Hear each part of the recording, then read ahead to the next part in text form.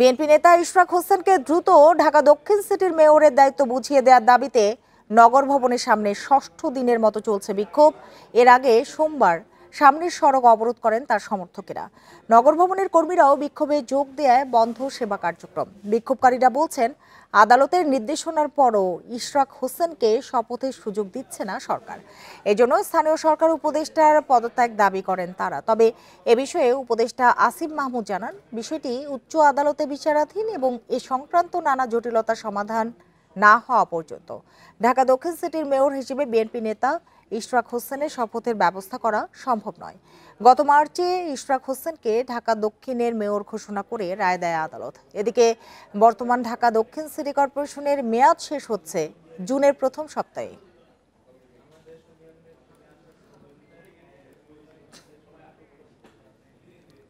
BNP নেতা ইশরাক হোসেনকে ঢাকা দক্ষিণ সিটি কর্পোরেশনের মেয়র হিসেবে শপথ নিতে না দেওয়ার নির্দেশনা চেয়ে হাইকোর্টে করা রিট আবেদনের শুনানি আজ। হাইকোর্টের বিচারপতি মোহাম্মদ আকরাম হোসেন চৌধুরী এবং বিচারপতি দেবাশিস রায় চৌধুরীর সমন্বয়ে গঠিত বেঞ্চে রিটটি শুনানি হবে। দুজন ব্যক্তির করা রিটের পক্ষে আদালতে শুনানি করবেন আইনজীবী মোহাম্মদ হোসেন। এর আগে ইসির মাধ্যমে ইশরাক হোসেনকে মেয়র হিসেবে ঘোষণার গেজেট স্থগিত চেয়ে করা রিট আবেদনের শুনানির জন্য আজকের দিন নির্ধারণ করেন আদালত। ঢাকা দক্ষিণ সিটি কর্পোরেশনে 2020 সালের নির্বাচনে অনিয়মের অভিযোগে ফজলে নূর তাপসকে বিজয়ী ঘোষণার ফল বাতিল করে 27 মার্চ বিএনপি নেতা ইশরাককে মেয়র ঘোষণা করে আদালত।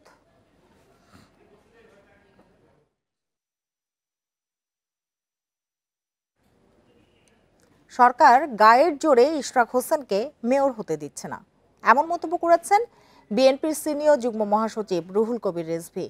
মঙ্গলবার সকালে খিলক্ষেতে জুলাই গণ অভ্যুত্থানে আহত রাকিবুল হাসানকে দেখতে গিয়ে তিনি কথা বলেন। বিএনপির ভারপ্রাপ্ত চেয়ারম্যান তারেক রহমানের শুভেচ্ছা ও সহমর্মিতার বার্তা পৌঁছে দিয়ে যে কোনো প্রয়োজনে রাকিবুল হাসানের পাশে থাকার প্রতিশ্রুতি দেন তিনি। এ সময় আদালতের রায়ের পরও ইশরাককে শপথ নিতে না দেওয়ার পেছনে অন্তর্বর্তী সরকার গায়ের জোর খাটাচ্ছে বলে অভিযোগ করেন তিনি প্রশ্ন রাখেন, চট্টগ্রামে ডাক্তার শাহাদাত মেয়র হতে পারলে ইশরাকের কি দোষ? তিনি আরো বলেন, 24-এর গণ অভ্যুত্থানের প্রকৃত অপরাধীদের এখনো বিচারের মুখোমুখি করা হয়নি। আমাদের বয়সে অনেক ছোট, অনেক ছোট, হঠাৎ রাষ্ট্রীয় দায়িত্ব, গুরুতর দায়িত্ব পেয়ে গেছে। এই জন্য কথাবার্তার ভারসাম্যহীনতা রয়েছে। তো সে তো আদালতের রায় নিয়ে কাজ করছে, সে তার শপথ দেওয়ার কথা, কিন্তু সরকারের পক্ষ থেকে গায়ের জোর খাটানো। ইশরাক হোসেনের শপথ গ্রহণ আটকাতে করা রিটের শুনানি নিয়ে আরও জানাতে যোগ দিয়েছেন সহকর্মী জাহিদুল বাশার। জাহিদুল বাশার, শুনানি তো শুরু হয়ে গেছে, শুনানিতে কোন বিষয়গুলো প্রাধান্য পেতে পারে আপনার কি মনে হচ্ছে? মেয়াদ তো শেষ হচ্ছে জুনের প্রথম সপ্তাহে, সেই বিষয়টা নিশ্চয়ই উঠে আসবে।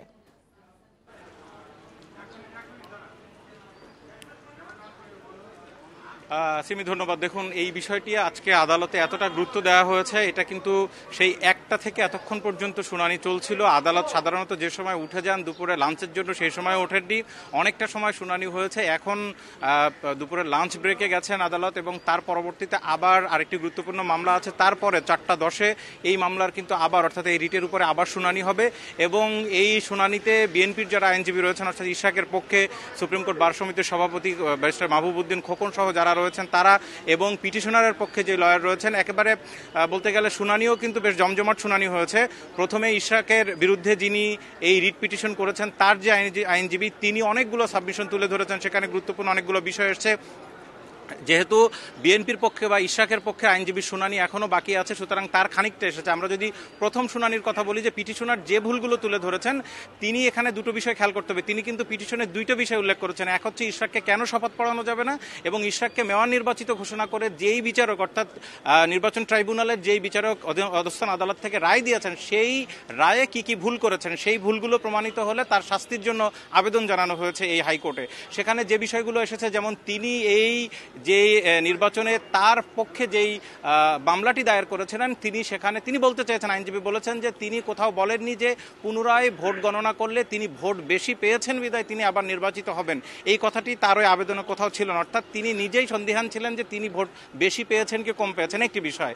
দ্বিতীয় হচ্ছে তিনি যে আবেদনটি করেছেন সেই আবেদনে এই ইলেকশন হয় 1/2/2020 সালে, কিন্তু সেই আবেদনে প্রত্যেকটা আবেদনের ভিতরে তারিখ ভুল ছিল, 1/2/2021 ছিল। এ আরেকটি বিষয়। তিনি বলেছেন ইশরাকের আবেদনে যেই বিষয়গুলো এসেছিল যে তার নির্বাচনের ক্ষেত্রে তার কর্মীদের মারধর করা হয়েছে, তার এজেন্টদেরকে নির্বাচন পরিচালনায় বাধা দেওয়া হয়েছে, কিন্তু কোথাও সাক্ষী পর্যায়ে যাদেরকে বাধা দেওয়া হয়েছে, যাদেরকে মারধর করা হয়েছে তাদের কেউ এখানে সাক্ষী দিতে আসেননি। দ্বিতীয়, তৃতীয়, চতুর্থ আরেকটি বিষয় তিনি সাবমিশনে উল্লেখ করেছেন যে এই বিষয়টি নিয়ে নির্বাচন কমিশন নিম্ন আদালতে যখন এটার উপরে শুনানি হয়, অর্থাৎ বিচারিক আদালতে, তখন নির্বাচন কমিশন কিন্তু একটা পার্টি। এখানে যেহেতু ইশরাক মামলা করেছেন, সেই মামলায় নির্বাচন কমিশন একটা পার্টি। যখন এই মামলার রায় দেওয়া হলো, সেই রায়ের পরে নির্বাচন কমিশনের উচিত ছিল এটা ফার্দার কোর্টে আপিল করার, কিন্তু নির্বাচন কমিশন সেই আপিলটি না করে, এমনকি নির্বাচন কমিশন আইন আসলে দেখানো হয়েছে বাসা যতটুকু শুনানি হয়েছে যেটি বুঝলাম। আপনার কাছে আরেকটি বিষয় একটু জানতে চাই, এই যে শপথ ও মেয়াদকাল ঘিরে যে আইনি ও প্রশাসনিক জটিলতা তৈরি হয়েছে তার অবসান আসলে কিভাবে হবে বা কোন প্রক্রিয়ায় হবে, কি মনে হয় আপনার কাছে?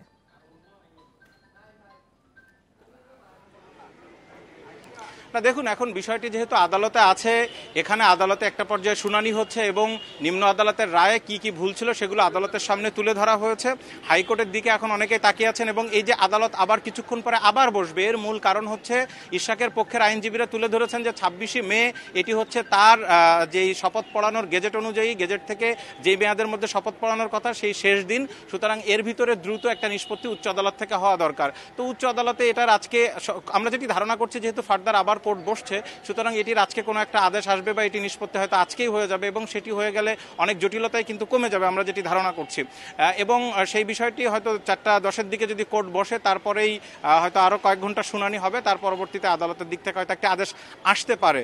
এখন এই যে জটিলতার বিষয়গুলো আসছে, এখানে কিন্তু বিএনপির আইনজীবীরা একটি বিষয় তুলে ধরছেন, যেহেতু রিট পিটিশন যিনি করেছেন, পিটিশন করা হয়েছে, জনস্বার্থে মামলা করা হয়েছে, তাহলে এখানে জনস্বার্থে যিনি পিটিশনার তার কি ধরনের উপকার হচ্ছে যদি ইশরাককে শপথ না দেওয়া হয়? আবার ইশরাক শপথ যদি নেন, সেক্ষেত্রে বা কি ধরনের সমস্যা হচ্ছে, কার সমস্যা হচ্ছে, ব্যক্তি পিটিশনারের সমস্যা হচ্ছে, ঢাকাবাসীর কি ধরনের সমস্যা হচ্ছে বা উপকার হবে, এই বিষয়গুলো পিটিশনারের ভিতরে অনেকগুলো বিষয় আসলে সামনে আসবে। জাহিদুল বাশার, আপনাকে অনেক ধন্যবাদ আমাদের সাথে যোগ দেওয়ার জন্য। হত্যা চেষ্টা মামলায় অভিনেত্রী নুসরাত ফারিয়াকে জামিন দিয়েছে ঢাকার সিএমএম আদালত। ঢাকার মুখ্য মহানগর হাকিম মোস্তাফিজুর রহমান সকালে তার জামিনের আদেশ দেন বলে জানান ফারিয়ার আইনজীবী মোহাম্মদ ইফতেখার হোসেন। জুলাই গণ অভ্যুত্থানে হত্যা চেষ্টার মামলায় কারাগারে পাঠানোর একদিনের মাথায় জামিন পেলেন নুসরাত ফারিয়া। জামিন শুনানিতে আইনজীবীরা জানান, মামলায় উল্লেখিত ঘটনার সময়ে নুসরাত দেশে ছিলেন না। এ বিষয়ে আইনজীবীরা আদালতের কাছে কাগজপত্র জমা দেন। শুনানি শেষে আদালত নুসরাত ফারিয়ার জামিন মঞ্জুর করেন। রোববার থাইল্যান্ড যাওয়ার পথে অভিনেত্রী নুসরাত ফারিয়াকে আটক করে ইমিগ্রেশন পুলিশ। সোমবার আদালতের নির্দেশে তাকে কারাগারে পাঠানো হয়।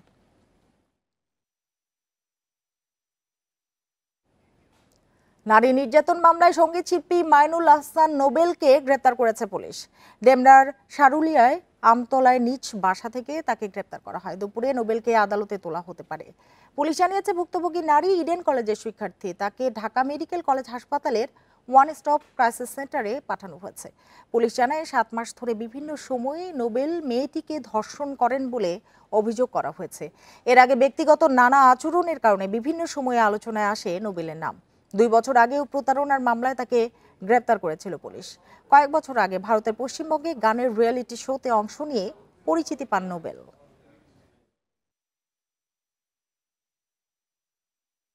বাড়িতে প্রায় 7 মাস যাবত অবরুদ্ধ করে রাখে এবং ওই মেয়েকে কোনো ফ্যামিলির সাথে যোগাযোগ করতে দেয় না।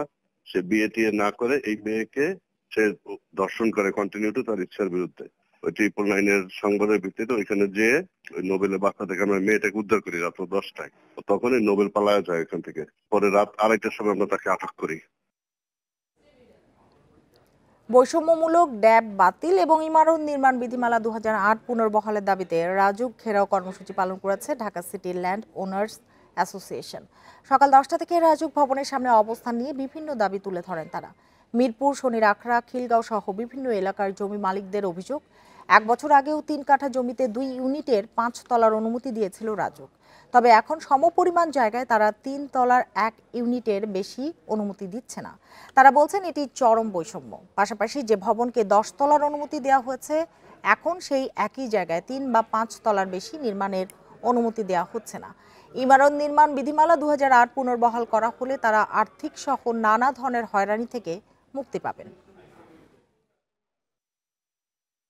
কারণ আমরা যারা জায়গা ঢাকার জমির মালিক, আমাদের নিঃস্ব হয়ে যাব।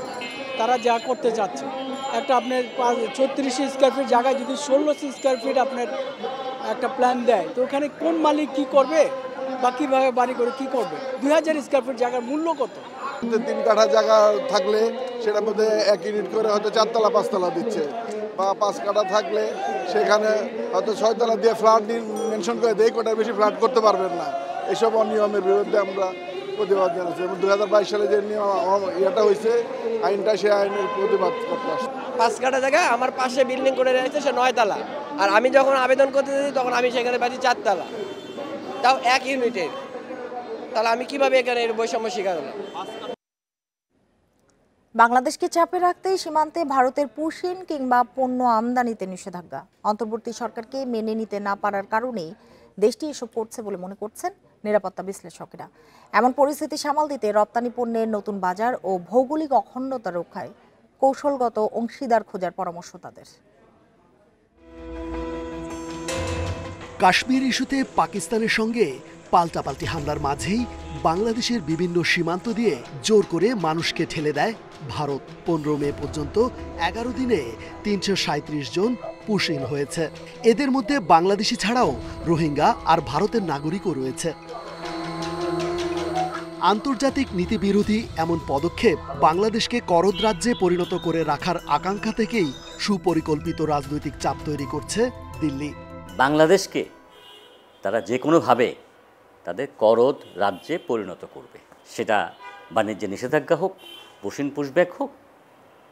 তাহলে আমাদেরকে এই বিষয় থেকে উঠে আসতে হলে কিছু পদক্ষেপ দরকার আছে।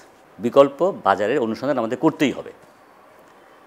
আমাদের নিরাপত্তা এবং ভৌগোলিক অখণ্ডতা এর এই স্বার্থে আমাদেরকে স্ট্র্যাটেজিক পার্টনার খুঁজে নিতে হবে। ডক্টর ইউনূসের নেতৃত্বাধীন অন্তর্বর্তী সরকারকে দিল্লি সহ্য করতে চাইছে না বলেও মনে করেন বিশ্লেষকরা। এসব ঠেকাতে কূটনৈতিক তৎপরতা বাড়ানো এবং জোরালো আন্তর্জাতিক চাপ তৈরির তাগিদ তাদের। অন্তর্বর্তীকালীন সরকার থাকা অবস্থায় হয়তোবা ভারত বাংলার সাথে সম্পর্ক উন্নতি করতে চাইবে না। সো এখন সব দিক থেকে চাপ সৃষ্টি করতে চাচ্ছে। এখানে নীতি নৈতিকতার কোনো বালাই নাই, আন্তর্জাতিক নিয়ম কানুনের কোনো না মেনে চরম লঙ্ঘন করে। সুতরাং বাংলাদেশকে অবশ্যই বিকল্প পথে হাঁটতে হবে, বিকল্প ব্যবস্থা করতে হবে এবং আন্তর্জাতিক যে সংস্থা আছে তাদের কাছে এটার বিষয়ে খুব শক্তভাবে আবেদন করে তার প্রতিকার চাইতে হবে। সমতা ও সম্মানবোধের জায়গা থেকে ভারত সম্পর্ক গড়ায় উদ্যোগী হলেই কেবল দুই দেশের সম্পর্কে টানাপোড়েন কমতে পারে বলে মনে করেন নিরাপত্তা বিশ্লেষকরা। রেজওয়ানুল হক, ইন্ডিপেন্ডেন্ট নিউজ, ঢাকা। রাজধানীর মাটিকাটা এলাকায় অভিযানে অবৈধ অস্ত্র ও গোলাবারুদ সহ হিটলু গ্যাংয়ের 10 সন্ত্রাসীকে গ্রেপ্তার করেছে সেনাবাহিনী। সোমবার রাত 2টা থেকে অভিযান চালানো হয় বলে আইএসপিআর এর এক বিজ্ঞপ্তিতে জানানো হয়েছে। এতে বলা হয়েছে, রাজধানীর মাটিকাটা এলাকায় সেনাবাহিনীর 86 স্বতন্ত্র সিগন্যাল ব্রিগেডের ভাসানটেক সেনা ক্যাম্প থেকে বিশেষ অভিযান পরিচালনা করা হয়। এ সময় কুখ্যাত হিটলু বাবু গ্যাংয়ের 10 জন সক্রিয় সদস্যকে গ্রেপ্তার করা হয়। জব্দ করা হয় 3টি স্বয়ংক্রিয় পিস্তল, একটি রিভলভার ও 28 রাউন্ড গুলি সহ বিভিন্ন সরঞ্জাম। অভিযান চলাকালে গ্যাং সদস্যরা টহল দলের উপর হামলার চেষ্টা করলে পরিস্থিতি নিয়ন্ত্রণে আনতে ফাঁকা গুলি ছোড়েন সেনা সদস্যরা।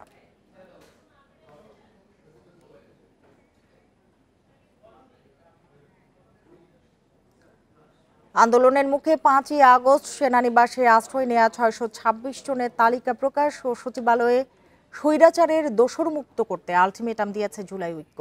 মঙ্গলবার সকালে জাতীয় প্রেস ক্লাবে এক সংবাদ সম্মেলনে 31শে মের মধ্যে এ বিষয়ে পদক্ষেপ না নিলে কঠোর কর্মসূচির হুঁশিয়ারি দেন জোটের নেতারা। সংবাদ সম্মেলনে ক্ষমতাচ্যুত আওয়ামী লীগ সরকারের সহযোগী ৪৪ জন সচিবের তালিকা প্রকাশ করে তাদের বাধ্যতামূলক অবসরে পাঠানোর দাবি জানায় জুলাই ঐক্য। এছাড়া ছাত্র জনতার উপর গুলির নির্দেশদাতা হিসেবে উল্লেখ করে ৯৫ জন ম্যাজিস্ট্রেটের বিরুদ্ধে ব্যবস্থার দাবি জানান তারা। এই কর্মকর্তাদের তালিকা প্রধান উপদেষ্টা এবং জনপ্রশাসন সচিবের কাছে জমা দেওয়া হবে বলেই জানান তারা। এছাড়া সিআরপিসির ১৩২ ধারায় কর্মকর্তাদেরকে দেয়া সুরক্ষা বাতিল এবং সংশোধনের দাবিও জানান তারা।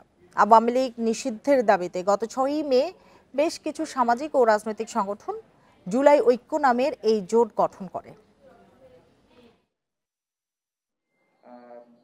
আগামী ৩১শে মে এর মধ্যে তালিকায় উল্লেখিত সন্ত্রাসী দল আওয়ামী লীগের সকল দোসরদের বাধ্যতামূলক অবসর দিতে হবে। ৩ সরকারি কর্মদিবসের মধ্যে তদন্ত কমিটি গঠন করে দৃশ্যমান কাজের অগ্রগতি দেশের জনগণকে দেখাতে হবে। সময় হচ্ছে ৩ সরকারি কর্মদিবস। বিএনপি নেতা ইশরাক হোসেনকে দ্রুত মেয়রের দায়িত্ব বুঝিয়ে দেওয়ার দাবিতে নগর ভবনের সামনে ৬ষ্ঠ দিনের মতো বিক্ষোভ করছেন সমর্থকেরা। এ নিয়ে আরো জানাতে নগর ভবন থেকে যোগ দিয়েছেন সহকর্মী একরামুল কবির। একরামুল কবির, এই মুহূর্তে কি চলছে সেটি তো বলবেনই, আর ইশরাককে মেয়রের দায়িত্ব দেওয়ার দাবির পেছনে কি কারণ দেখাচ্ছেন বিক্ষোভকারীরা?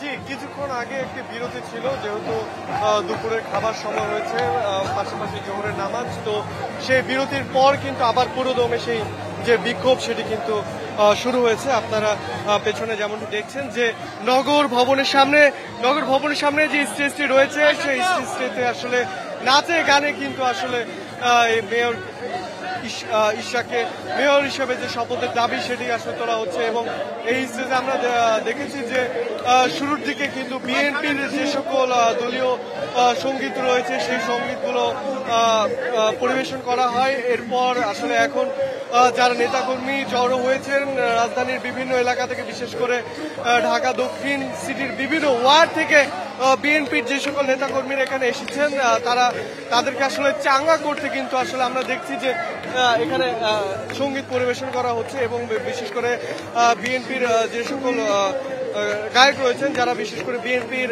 যে সকল অনুষ্ঠানগুলোতে সঙ্গীত পরিবেশন করেন তারা কিন্তু এখানে রয়েছেন। এবং নগর ভবনের যে মূল গেট, সেই মূল ফটকের ঠিক সামনেই আসলে এই স্টেজ করে কিন্তু মূল ফটকটি আসলে বন্ধ করে দেওয়া হয়েছে, যার ফলে আজকে টানা ৬ষ্ঠ দিনের মতো কিন্তু মেয়র ইশরাককে শপথের দাবিতে এই যে বিক্ষোভ সমাবেশ সেটি চলছে। এবং ঢাকা দক্ষিণের সিটির যে সকল প্রশাসনিক যে সকল কার্যক্রম এই নগর ভবন কেন্দ্রিক সেগুলো কিন্তু বন্ধ রয়েছে। আমরা সকাল থেকে দেখেছি অন্যান্য দিনের অর্থাৎ ৬ষ্ঠ দিনের মতো যে বিক্ষোভ সমাবেশ, সেই সমাবেশে অংশ নিতে ঢাকার বিভিন্ন প্রান্ত থেকে বিএনপি এবং এর সহযোগী সংগঠনের নেতাকর্মীরা কিন্তু এই নগর ভবনের সামনে এসে জড়ো হন এবং ঠিক ১১টার দিকে আনুষ্ঠানিকভাবে এই বিক্ষোভের যে আপনি বলছিলেন শুধু ঢাকা নয়, ঢাকার বাইরে থেকেও নেতাকর্মীরা আসলে এসে যোগ দিয়েছেন এখানে। কেন ইশরাক এখনো দায়িত্ব পাননি বলে দাবি করছেন যারা আছেন নেতাকর্মীরা সেখানে?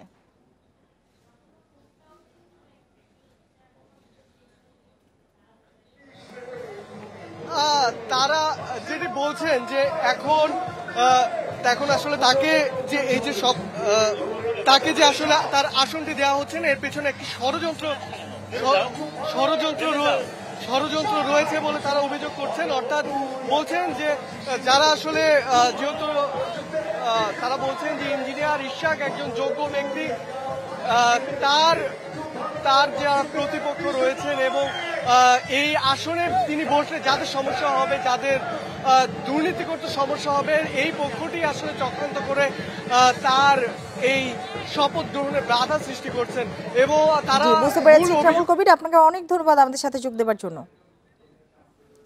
খুলনা সিটির সাবেক মেয়র ও মহানগর আওয়ামী লীগের সভাপতি তালুকদার আব্দুল খালেক এবং তার স্ত্রী সাবেক উপমন্ত্রী হাবিবুন নাহারের দেশ ত্যাগে নিষেধাজ্ঞা জারি করা হয়েছে।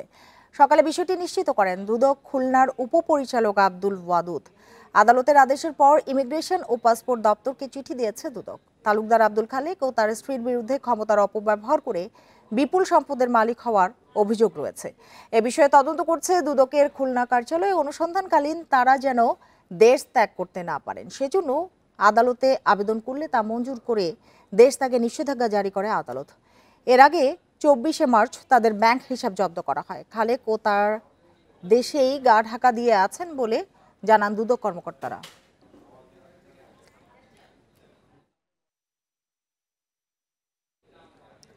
চলতি অর্থবছরের প্রথম 9 মাসে শেয়ার বাজারে তালিকাভুক্ত রাষ্ট্রায়ত্ত 10টি প্রতিষ্ঠানের বেশিরভাগই সম্মিলিত লোকসান 1401 কোটি টাকা। এর মধ্যে শুধু তিতাস গ্যাসের লোকসান 947 কোটি টাকা। অন্যদিকে একই সময়ে মুনাফা করেছে মাত্র 6টি প্রতিষ্ঠান।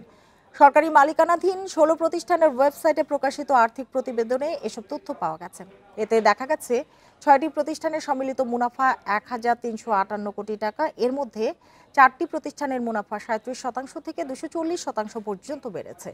প্রতিবেদনে আরও দেখা যায় জুলাই থেকে মার্চের মধ্যে তিতাস গ্যাস, ডেসকো, আইসিবি ও পাওয়ার গ্রিড সহ 10 প্রতিষ্ঠানের সম্মিলিত লোকসান বছরে 832 কোটি টাকা বেড়েছে। দুর্বল সম্পদ ব্যবস্থাপনা এবং বেসরকারি খাতের সাথে প্রতিযোগিতার অভাবে বেশিরভাগ রাষ্ট্রায়ত্ত প্রতিষ্ঠান মুনাফা করতে ব্যর্থ হচ্ছে বলে মনে করছেন বিশ্লেষকেরা।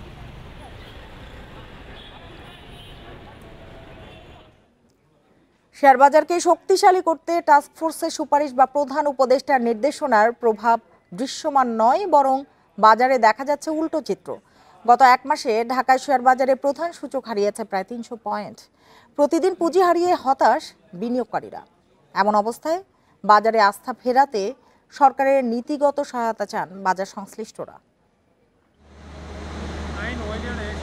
শেয়ারবাজারের দীর্ঘ সময় ধরে পতনে বিনিয়োগকারীদের আস্থাহীনতা সংকটে রূপ নিচ্ছে। সরকার ও নিয়ন্ত্রক সংস্থাগুলোর একের পর এক বৈঠক ও আশ্বাসের পরও বাজার ঘুরে দাঁড়াতে পারছে না। গত এক মাসে 14 কার্যদিবসে শেয়ার বাজারে সূচকের পতন হয়েছে। প্রধান সূচক ডিএসএক্স হারিয়েছে 298 পয়েন্ট। এ সময় ডিএসইর বাজার মূলধনও কমেছে 20,000 কোটি টাকার বেশি। বাজারের অস্থিরতার জন্য বিএসইসির প্রধান সহ সংশ্লিষ্টদের দায়ী করছেন বিনিয়োগকারীরা। তাদের দাবি, কয়েক লাখ বিনিয়োগকারী ফোর্স সেলের শিকার হয়ে নিঃস্ব হয়ে গেছে। এতে তাদের লোকসানের পাল্লা ভারী হচ্ছে, সেই সঙ্গে বাড়ছে হতাশাও। বাংলাদেশের পুঁজিবাজার আজ বন্দী হয়েছে এক নব্য স্বৈরাচারের আয়নাঘরে। আমাদের দাবি, প্রথম দাবি হইল মাকসুদ সাহেবের পদত্যাগ। পুঁজিবাজারের পরিস্থিতি উন্নয়নে এবং বিনিয়োগকারীদের আস্থা ফেরাতে আসছে বাজেটে কর ছাড় সহ বেশ কিছু প্রস্তাব সরকারের কাছে দিয়েছেন বাজার সংশ্লিষ্টরা। সরকারও বাজারে গতি ফেরাতে এবং বিনিয়োগকারীদের আস্থা পুনরুদ্ধারে আন্তরিক বলে জানান তারা।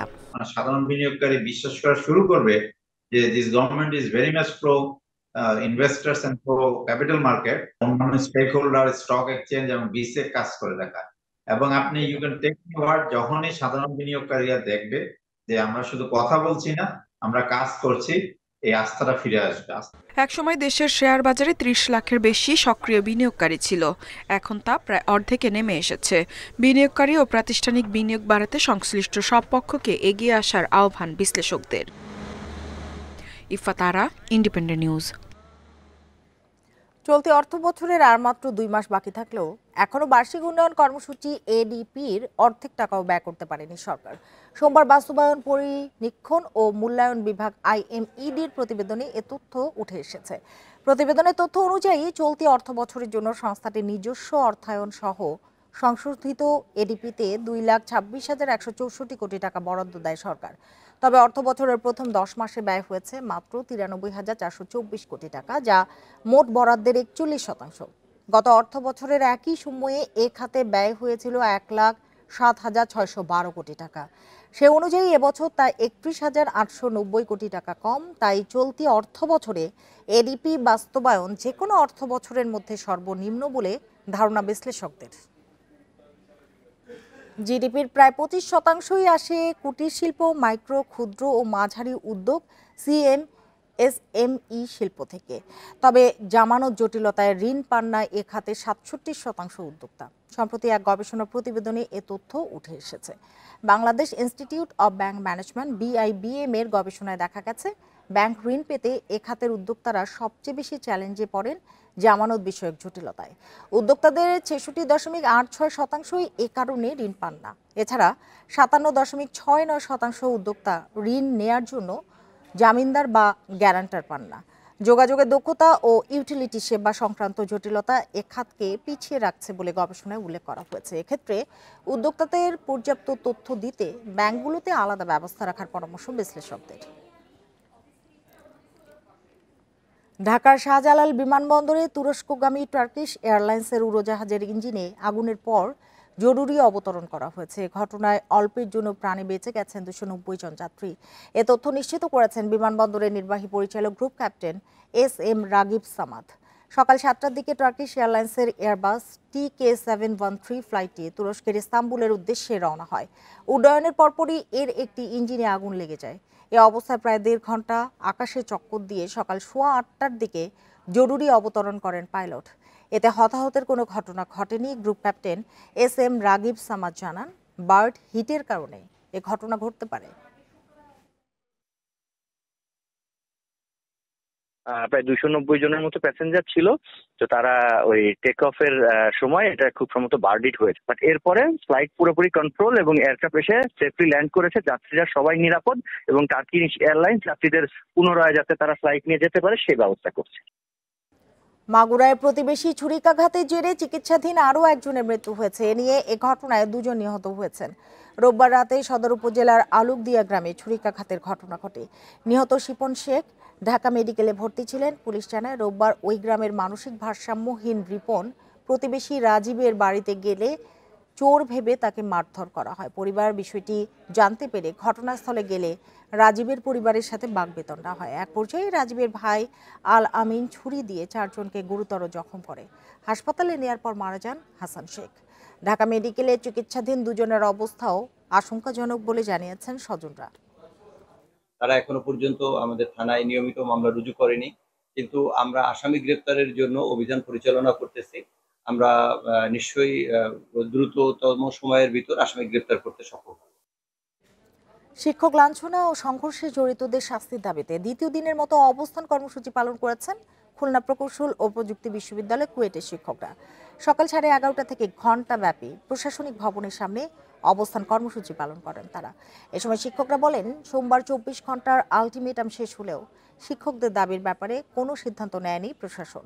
কাল দুপুরের মধ্যে দাবি মানা না হলে কঠোর আন্দোলনের হুঁশিয়ারি তাদের। এদিকে শিক্ষকদের দাবির সাথে একাত্মতা প্রকাশ করেছে সাধারণ শিক্ষার্থীদের একাংশ। এ সময় দ্রুত সমস্যার সমাধান করে বিশ্ববিদ্যালয়ের শিক্ষা কার্যক্রম শুরুর দাবি জানান তারা। শিক্ষার্থী এবং শিক্ষকদের পাল্টাপাল্টি কর্মসূচির কারণে 3 মাস ধরে বন্ধ রয়েছে কুয়েটের ক্লাস ও পরীক্ষা।